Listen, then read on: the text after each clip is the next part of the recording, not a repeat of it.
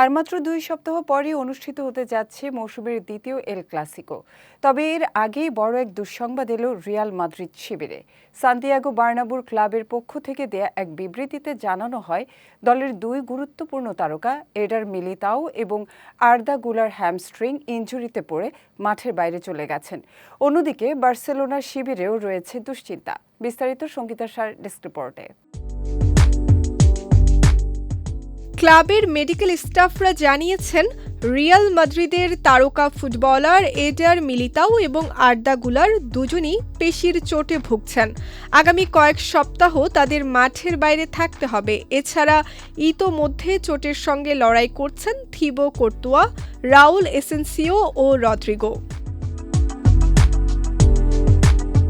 Medical টেস্টের report অনুযায়ী Brazilian centre back মিলিতাওয়ের বাঁ পায়ের হ্যামস্ট্রিংয়ে চোট ধরা পড়েছে। আর বেলোয়ার রক্ষণভাগের অন্যতম প্রধান ভরসা মিলিতাও এখন পুনর্বাসন প্রক্রিয়া শুরু করবেন। তবে তার মাঠে ফেরা নির্ভর করবে প্রতিদিনের উন্নতির ওপর।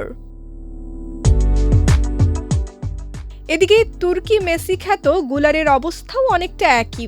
তার ডান পায়ের হ্যামস্ট্রিংয়ে চোট ধরা পড়েছে। তিনিও বর্তমানে চিকিৎসকদের পর্যবেক্ষণে রয়েছেন।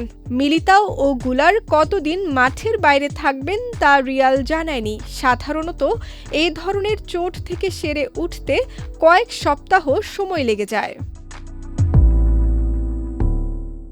অন্যদিকে বার্সেলোনার শিবিরেও রয়েছে দুশ্চিন্তা। গত রাতে সেল্টা ভিগোর বিপক্ষে ম্যাচে হ্যামস্ট্রিং ইনজুরিতে পড়েছেন তরুণ সেনসেশন লামিনে ইয়ামাল। ইনজুরির কারণে চলতি ঘরোয়া মৌসুমে আর মাঠে নামা হচ্ছে না এই 18 বছর বয়সী ফরওয়ার্ডের। সঙ্গীতা শাহ, বিজয় টিভি নিউজ ডেস্ক।